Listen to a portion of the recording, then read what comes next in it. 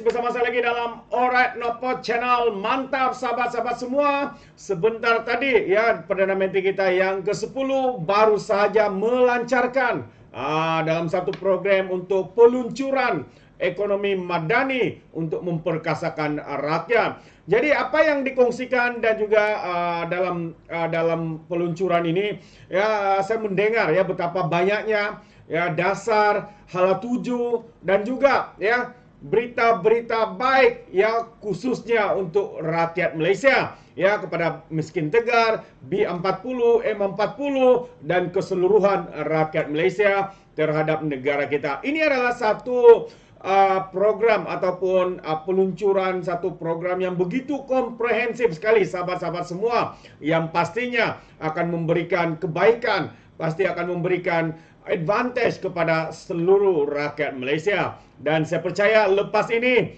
yang pasti lebay-lebay ya, pemimpin-pemimpin daripada geng sapu bersih Pertikaian Nasional akan meroyan, akan mencuba untuk spin segala apa yang dinyatakan oleh Datuk Seri Anwar Ibrahim ini. Walau apapun sahabat semua, mari kita penuh semangat untuk mendengar sekali lagi apakah message yang mau disampaikan oleh Datuk Seri Anwar Ibrahim, Perdana Menteri kita yang ke-10. Ini dia sahabat semua. Kalimat akar pada ketika itu yang mendasari ikrar keramat Malaysia ialah demokrasi, kebebasan, keadilan, keamanan, dan kesaksamaan. Ini harus dihadam dan menjadi teras kehidupan negara dan rakyat Malaysia. Demikian juga dengan gagasan Malaysia Madani yang berhasrat memaknai ikrar keramat tersebut. Kematangan kita bernegara menuntut kematangan dan kemantapan kita menimba pengajaran, umpamanya dari Sahafah Madinah atau Perjanjian Madinah yang dimeterai di kalangan pelbagai kabilah Arab, Muhajirin dan Ansar, serta penganut Islam, Kristian dan Yahudi di bawah naungan junjungan besar Nabi Muhammad SAW. Lantaran itu rakyat digesa untuk memilih perpaduan, menghayati semangat insaniah dan bertekad menegakkan keadilan bagi seluruh umat dan rakyatnya. Kita bawa sekarang permasalahan, problematik negara, tantangan ekonomi yang kita warisi. Malaysia menikmati kepesatan pembangunan sejak 60-an yang menghasilkan purata pertumbuhan melebihi 7% setiap tahun di antara 1960 sehingga 1980. Ketika itu rakyat menikmati limpahan hasil kerana pertumbuhan ekonomi dan peningkatan pendapatan adalah seiring. Krisis keuangan Asia 1997-1998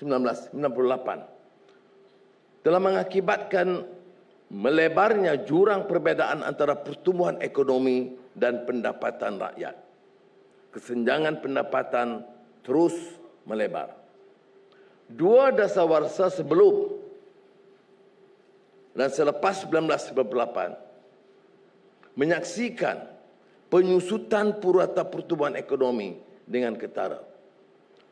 Angka pelaburan merosot ketimbang peratusan KDNK. Sumber ekonomi baru yang boleh mencambah pertumbuhan belum muncul secara ketara kerana ekonomi masih tertumpu pada aktiviti domestik tanpa benar-benar meraih manfaat pasaran global. Sektor perdagangan hanya sebagai kecil daripada ekonomi dengan pertumbuhan yang lebih bergantung kepada perbelanjaan isi rumah dan perbelanjaan kerajaan. Hakikatnya, menyingkap pengalaman dua dasawarsa yang lalu, kita telah terperangkap dalam kitaran ekonomi yang berbahaya. Kos tinggi, gaji rendah, keuntungan rendah dan kurang nilai daya saing. Akibat peningkatan pendapatan yang tidak sepadan dengan lonjakan ekonomi, separuh isi rumah terbeban dengan hutang. Kerajaan juga menghadapi dilema yang sama. Faedah pertumbuhan oleh itu perlu diagih secara seimbang dan gaji atau upah rakyat mesti setimpal dengan hasil kerja atau produktiviti mereka. Purata gaji dan upah tenaga kerja masih rendah, yakni sekitar 35%. Seperti yang sering saya singgung, defisit belanjawan berterusan sejak 1998 dengan angka hutang dijangka mencecah lebih 60% ketimbang KDNK 2023 akan memberi kesan yang parah kepada ekonomi negara. Negara terbeban dengan hutang yang membengkak dan 16% hasil negara, 16% hasil negara hanya diperuntukkan untuk melunaskan hutang. Gejala ini dikhawatiri akan mengekang keupayaan kita menumpu kepada pembangunan yang akan menjamin keselesaan rakyat, termasuk pelaburan awam serta penjanaan kebolehupayaan ekonomi. Pendapatan garis kemiskinan yang disemak semula pada tahun 2019 dan berikutan pandemik COVID-19, tahap kemiskinan melonjak ke 2 angka. Dimuskilkan kerana gejala ini telah menyebabkan kesenjangan melebar dan muncul golongan mahakaya ketimbang jumlah kemiskinan yang bertambah dengan simpanan yang kian mengecil. Laporan survei gaji dan upah 2021 mendedahkan kemelut akibat gaji yang rendah, khususnya menyangkut golongan muda berumur 24 tahun ke bawah. Gaji bagi separuh pekerja Malaysia kurang daripada RM2,250 sebulan. Belia, khususnya graduan, berhak meraih pendapatan yang lebih bermakna. Keadaan ini tentunya mengkhawatirkan dan negara yang bertanggungjawab perlu merangka program bagi mengatasinya. Hakikatnya, apa yang diwar-warkan dari cita-cita wawasan 2020 dan janji-janji muluk sebelum dan selepasnya tidak tercapai. Setelah mengambil kira keretakan struktur ekonomi yang ditambah dengan kelemahan tata kelola dan keterlanjuran elit pemerintah, ia menuntut kita melakukan perubahan atau anjakan yang bermakna. Amat dikesalkan andai kata terdapat kalangan yang mahu mempertahankan amalan bobrok dan dasar yang telah terbukti menyebabkan negara menggelonsor ke bawah atau hampir kecundang. Saya dengan ini mahu mengajak semua rakan, pimpinan politik, pengusaha dan peniaga, pekerja dan rakyat keseluruhannya untuk lebih jujur dan berani menerima kenyataan baru. Kita perlukan sebuah wadah ekonomi yang tuntas dan segar. Kita perlukan sebuah kerangka ekonomi yang baru. Ekonomi madani memperkasa rakyat. Saudara-saudara tercinta, bayangkan masa depan tanah air kita. Masa depan yang dipacu dengan perpaduan yang utuh. Malaysia yang maju, Malaysia yang hebat, Malaysia yang terangkat sebagai tatanan yang adil dan saksama, Malaysia yang tersohor sebagai negara merdeka dan berjaya. Kita belajar dari pengalaman lampau. Ada yang positif dan ia harus mendewasakan. Kemajmukan, kepelbagaian kaum dan agama dan kesatuan telah terbukti selama ini mengalahkan kelompok kecil yang memilih untuk mendaba permusuhan dan perpecahan. Kedua, kita punya industri dan meletakkan asas bersaing di pentas global. Sama ada kelapa sawit, minyak dan gas, elektronik dan sistem keuangan Islam. Saya mencadangkan ekonomi madani memperkasa rakyat sebagai wadah mengangkat semula darjat dan martabat negara ini dengan menstruktur semula ekonomi ke arah Malaysia sebagai peneraju ekonomi utama di rantau Asia Tenggara.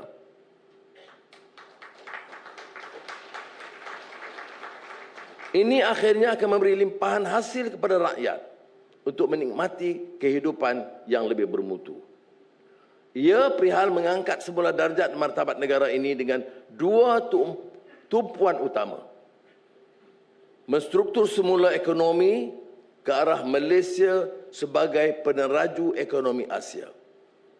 Dan akhirnya memberi limpahan hasil kepada rakyat untuk menikmati kehidupan yang lebih bermutu atau berkualiti.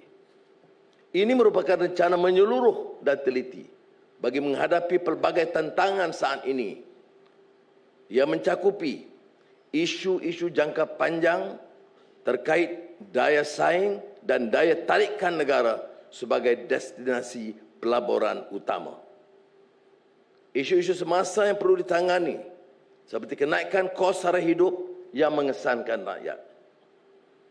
Dan seperti mana saudara-saudara sedia maklum, pelbagai ikhtiar telah pun mula dilaksanakan, khususnya di bawah Belanjawan Madani 2023 dan siri pengumuman rasmi sejak pentadbiran baru mengambil alih kerajaan.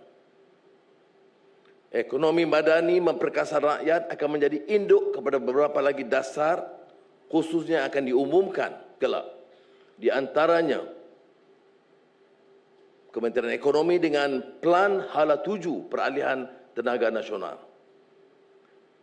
MITI dengan Plan Induk Perindustrian Baru 2030. Dan kajian separuh penggal Rencana Negara Malaysia ke-12. Ekonomi madani menetapkan sasaran jangka pendek yang sudah pun digerakkan bagi menangani isu-isu negara yang mengesankan rakyat. Ini termasuk menyegerakan pelaksanaan projek sekolah dan klinik daif. Pelbagai usaha kita lakukan, tambahan peruntukan, mudahkan tata cara perolehan serta turunkan kuasa pelaksanaan bagi mempercepat pelaksanaan projek-projek sekolah dan klinik daif. Kedua, menoktahkan kemiskinan tegar tahun ini juga 2023. Usaha telah digerakkan melalui inisiatif pendapatan rakyat supaya isi rumah miskin tegar punya peluang meningkatkan pendapatan mereka. Tidak hanya semata-mata menerima bantuan tunai langsung. Konsep payung rahmah turut diperkenalkan dan akan terus diperkukuhkan bagi menangani cabaran kos sara hidup. Payung rahmah diketahui sebagai cetusan idea Allahyarham Saudara Salahuddin Ayub. Semua yang mengenali beliau amat terkesan sekali dengan pemergian tokoh hebat ini. Kerja keras dan kesungguhan beliau dalam menangani beban sara hidup rakyat akan menjadi pembakar semangat untuk kita semua melakukan terbaik untuk Malaysia. Al-Fatihah.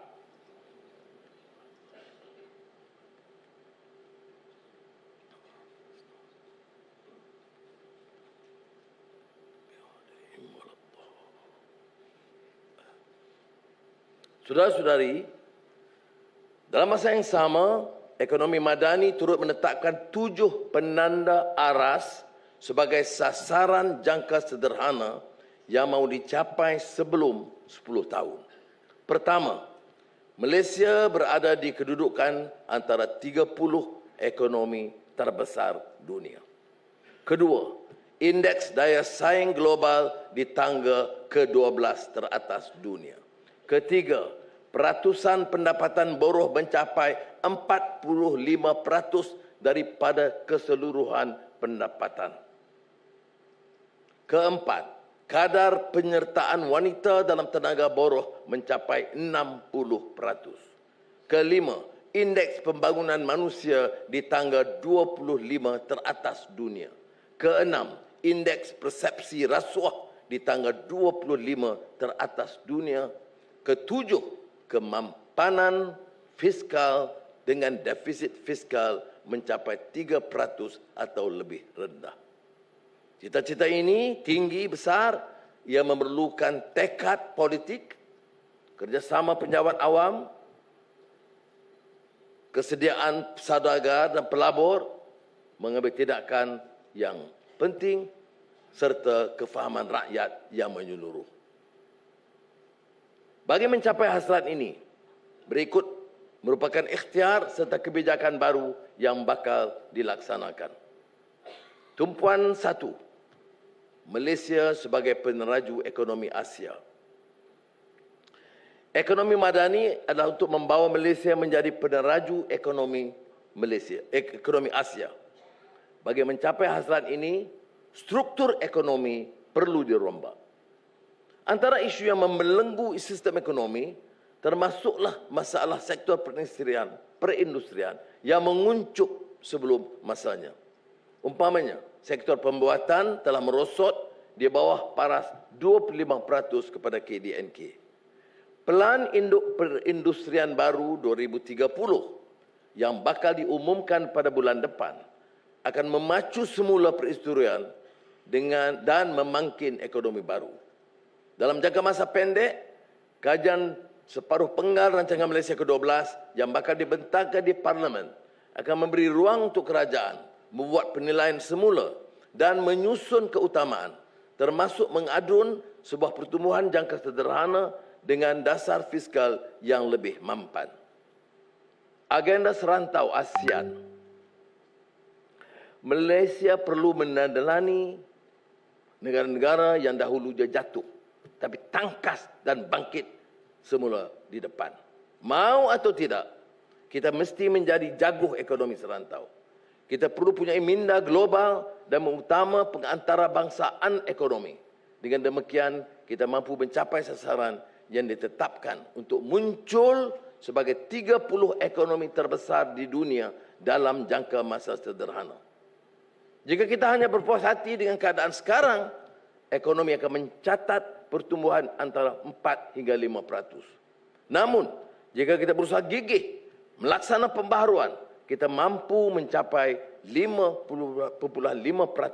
Malah saya percaya adalah tidak mustahil untuk dalam jangka masa pendek kita menghasilkan pertumbuhan bagi negara Malaysia 6%. Untuk merealisasikan sasaran besar ini, kita perlu membentuk integrasi ekonomi yang lebih besar dengan negara jiran, lebih-lebih lagi dunia yang sedang berdepan dengan kekangan rantaian bekalan.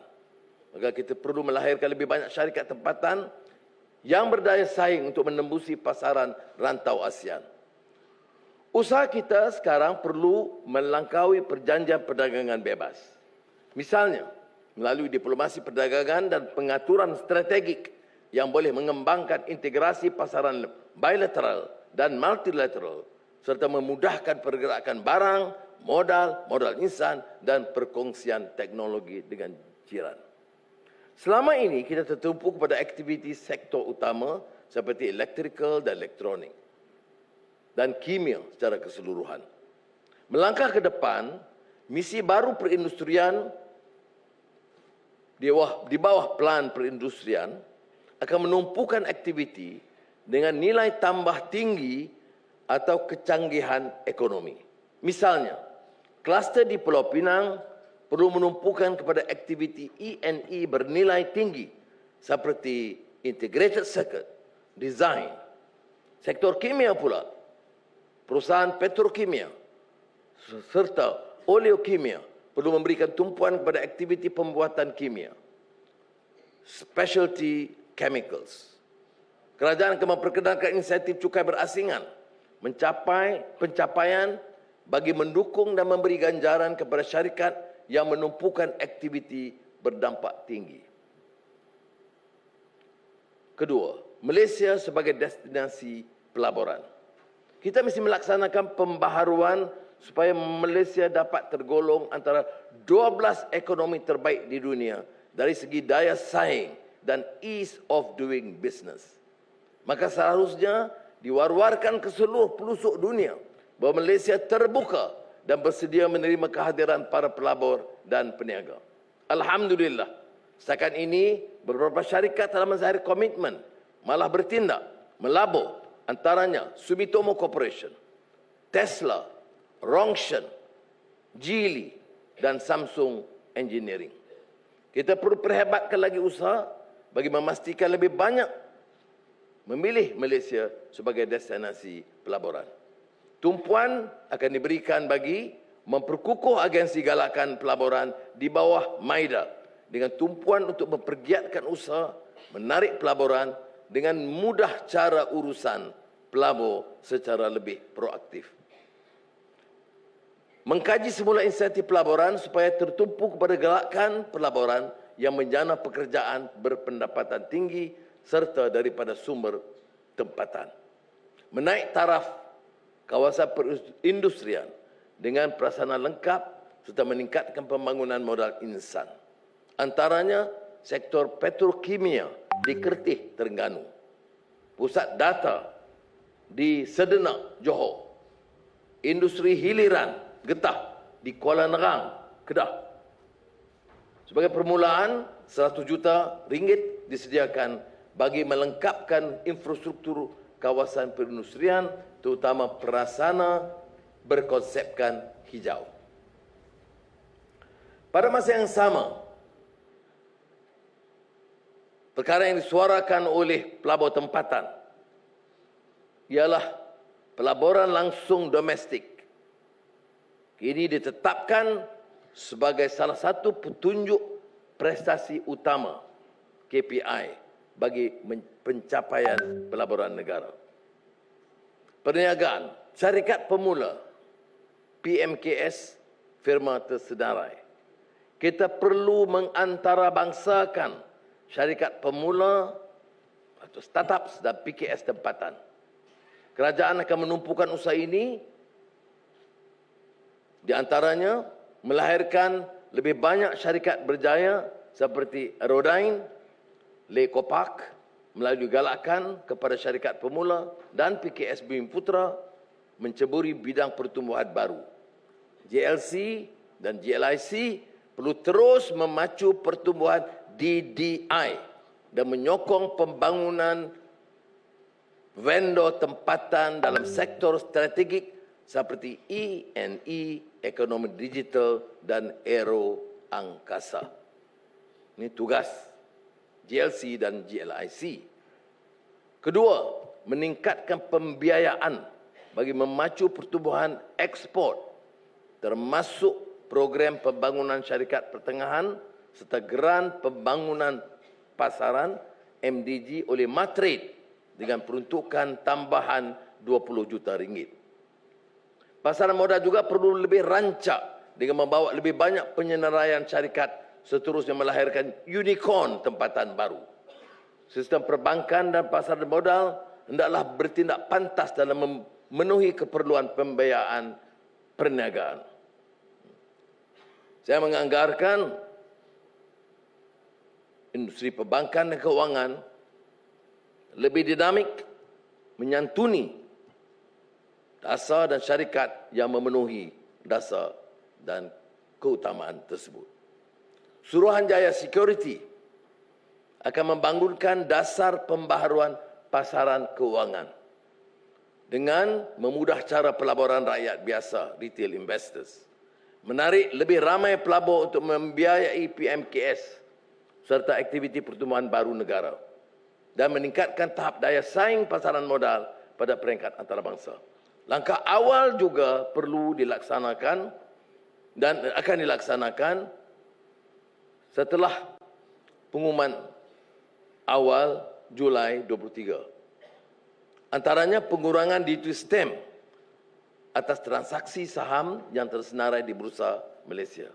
Selanjutnya, langkah tahun ini termasuk memastikan pelaburan lebih mampu milik melalui penurunan saiz lot dagangan dan membolehkan perdagangan saham pecahan. Suruhanjaya Security akan membolehkan peralihan automatik untuk syarikat yang tersenarai di pasaran ACE ke pasaran utama Bursa Malaysia. Malaysia menduduki tangga ke-20 dunia berdasarkan laporan ekosistem syarikat pemula global 2023. Dengan nilai ekosistem syarikat pemula Malaysia mencecah $46 bilion Amerika bagi tempoh separuh pertama 2020 hingga 2022. Melangkah ke depan, kerajaan akan pertama, bersama dengan JLIC akan melabur 1 bilion ringgit dana tambahan secara padanan dengan dana swasta bagi menyokong syarikat pemula tempatan dan menorong teknopreneur. Ini termasuk memastikan penyediaan dana bagi setiap fasa syarikat berpertumbuhan tinggi. Kedua, memperluas pelaksanaan program seperti Corporate Hackathon dan Microthon di bawah Pelan Hala 7 Ekosistem Startup Malaysia Super 2021-2030 bagi mendekatkan rakyat dan syarikat pemula untuk mengatasi masalah yang dihadapi. Dan ketiga, memperuntukkan tambahan 100 juta ringgit bagi mempergiatkan ekosistem R&D dan CNI.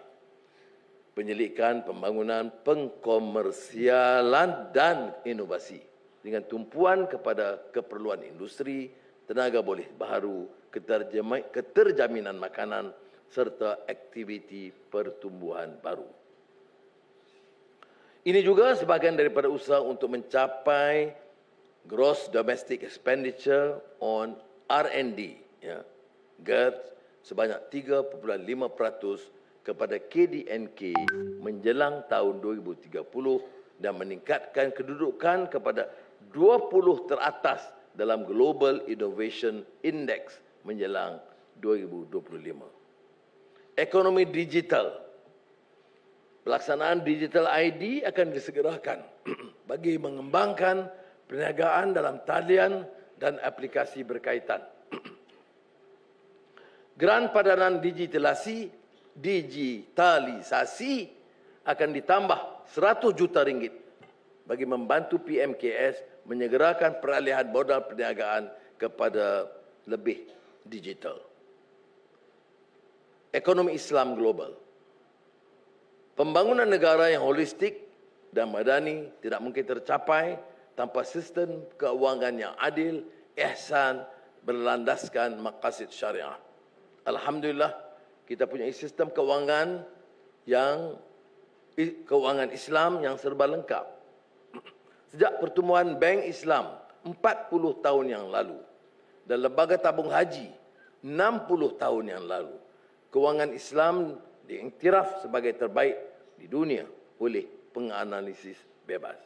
Hari ini, bahagian pasaran perbankan Islam daripada jumlah pembiayaan adalah sebanyak 44.5%, 974.1 bilion ringgit. Pasaran modal Islam kekal sebagai komponen utama pasaran modal Malaysia, menyumbang kepada 64.3%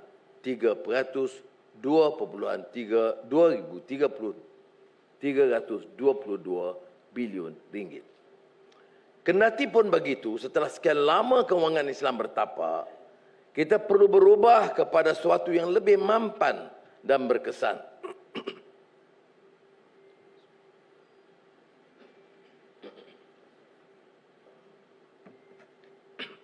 Dengan kata lain, kita hendaklah berhijrah daripada bukan sahaja halal, tetapi lebih dari itu. Halalan wa tayyiban. Halal dan tayyib. Maknanya halal dan baik dari segi efisien, berinovatif dan mampu berdaya saing. Alhamdulillah, usaha telah dimulakan oleh Bank Negara Malaysia dan Suruhanjaya Security untuk merangka arus halalan tayyiban melalui Malaysia International Islamic Financial Centre MIFC dengan kerjasama industri dan ekosistem kewangan Islam, termasuk lembaga zakat dan wakaf, sistem perbankan dan pasaran saham Islam dan sukuk. Saudara-saudara, usaha ini akan tentunya ditambah dengan venture capital, equity, crowdfunding dan ekonomi digital Islam. Tapi saya telah mengajukan supaya soal zakat, wakaf, sedekah dan kaedah kewangan canggih ini harus dikaji dan diteliti, dan kita harus menerokai bidang-bidang baru ini dengan keupayaan untuk memperkenalkannya dan tidak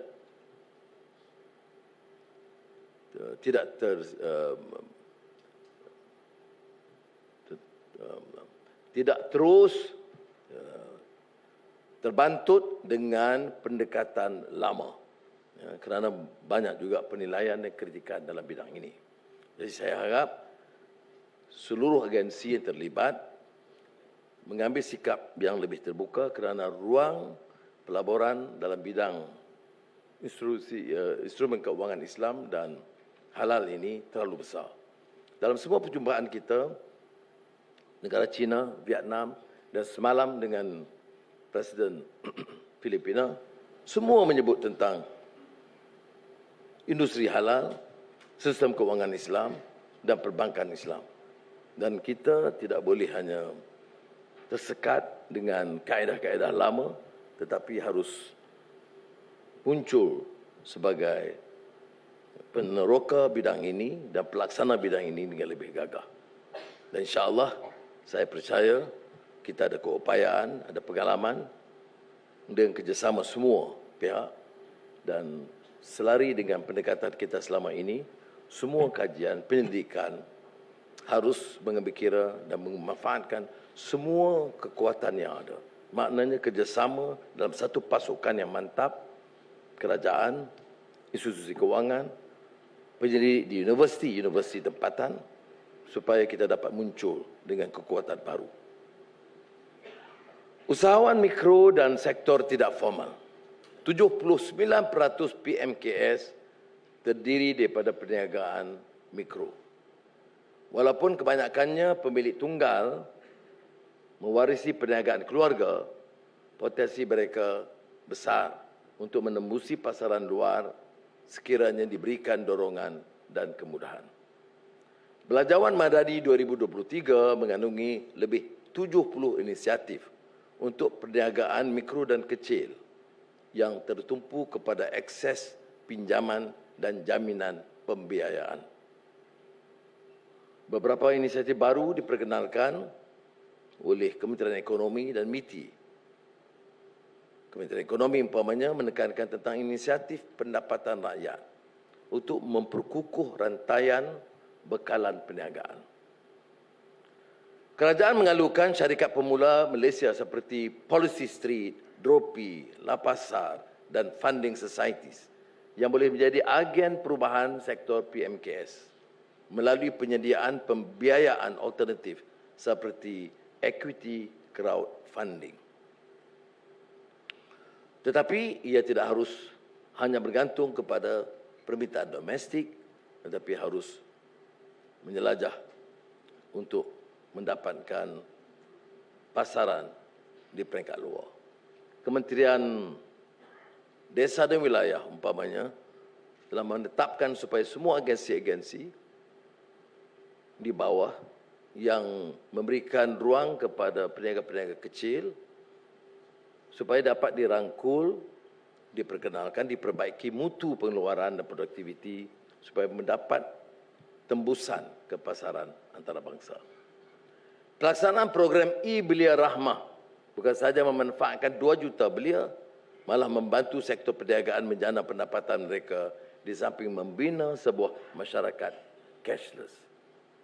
Melihat kepada kejayaan dan impak besar program e-Tunai, kerajaan bersetuju untuk menawarkan kredit e-Tunai sebanyak RM100 kepada semua rakyat dewasa Malaysia yang berpendapatan RM100,000 setahun dan ke bawah. Bilangan penerima yang layak dianggarkan melebihi 10 juta rakyat, iaitu merangkumi golongan yang masih dikategorikan B40 dan M40, walaupun kita sekarang merangka supaya meminda pendekatan B40 dan M40 ini.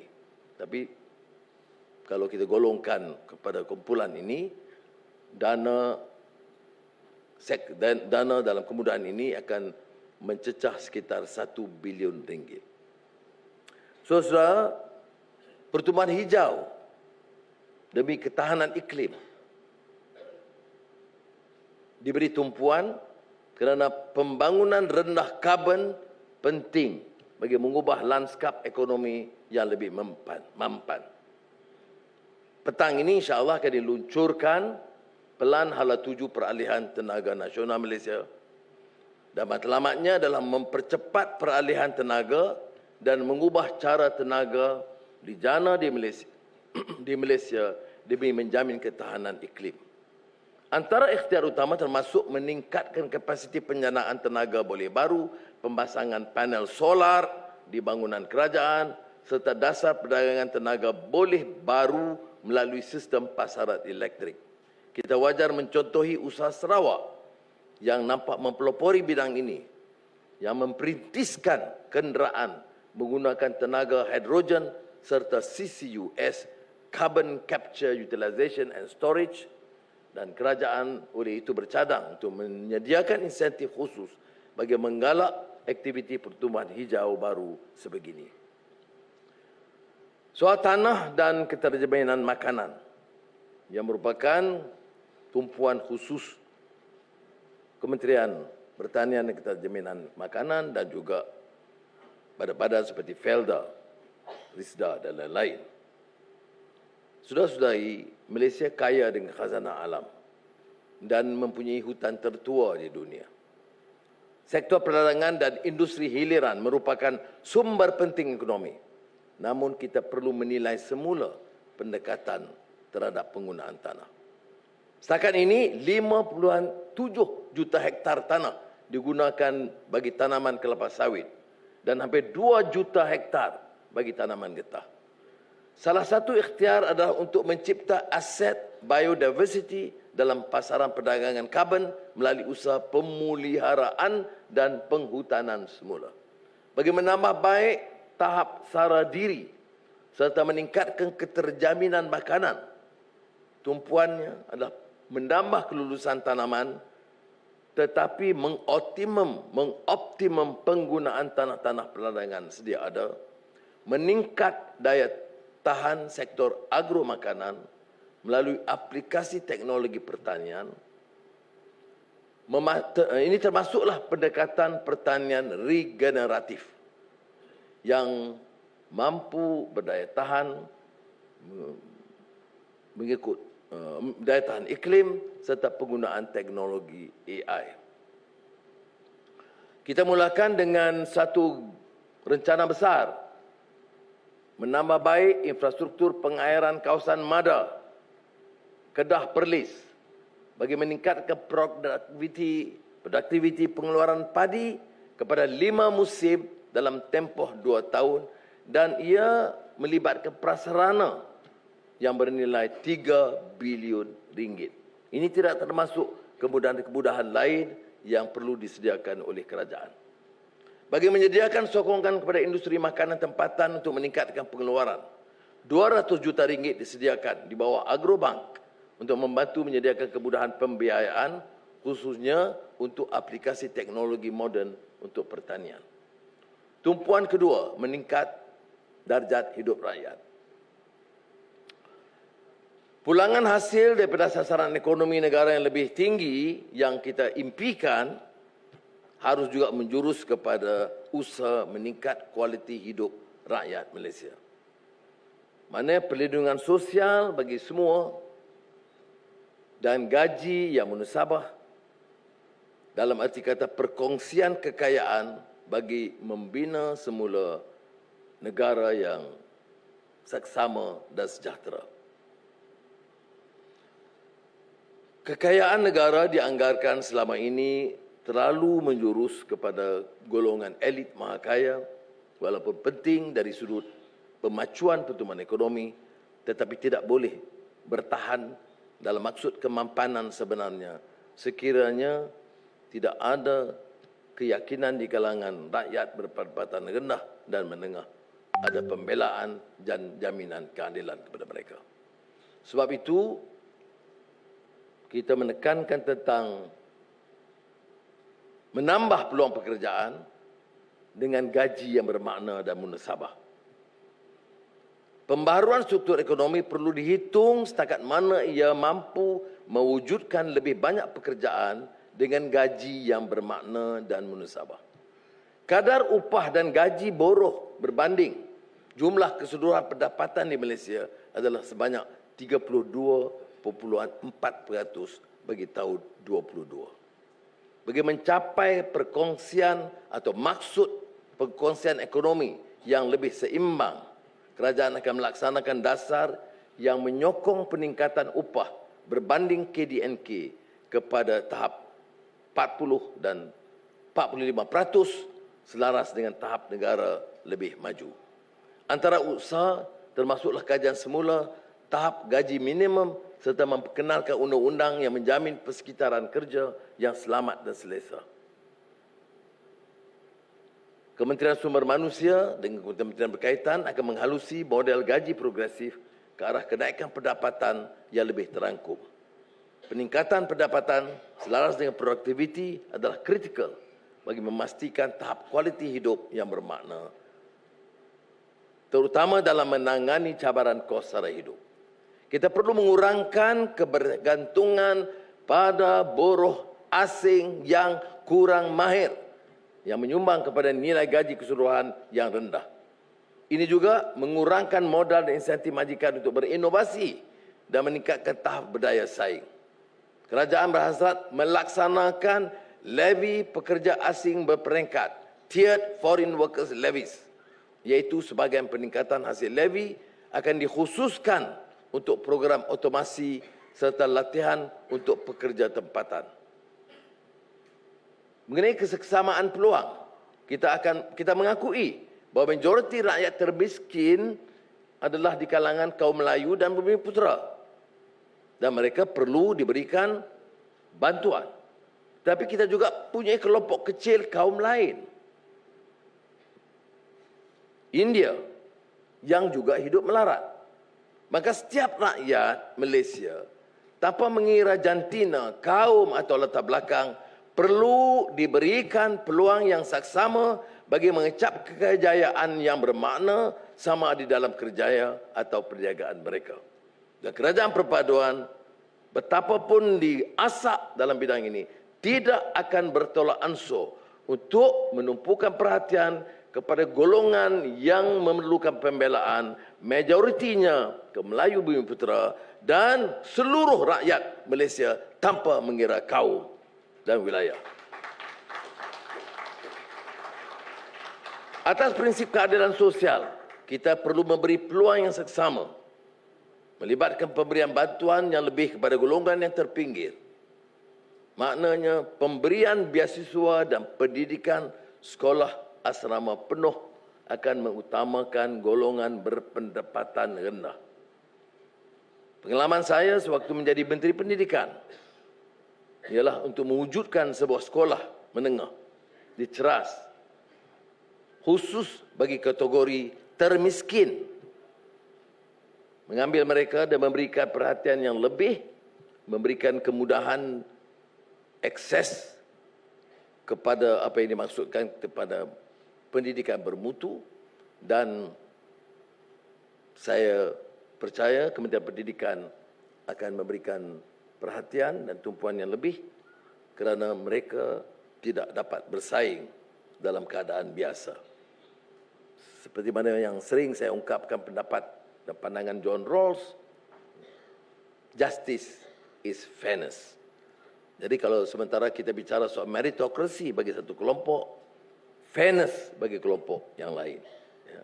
Meritokrasi tidak boleh dipaksa dalam keadaan sekolah daif, sama ada di Kapit ataupun di Manik Urai. Kalau tidak ada usaha khusus kerajaan untuk mengenal pasti jumlah ini, membawa mereka, meletakkan mereka di sekolah asrama penuh dan memberikan kemudahan yang lebih daripada biasa. Saya percaya dengan cara yang sedemikian, ia memberi makna kepada democratization of access to quality education dalam arti kata merit dan fairness. Saudara-saudara yang dirahmati sekalian, kita harus melihat isu pendidikan ini sebagai utama kerana tanpa mutu pendidikan yang dirombak dan ditingkatkan generasi depan Malaysia tidak mungkin mempunyai keupayaan untuk berdaya saing.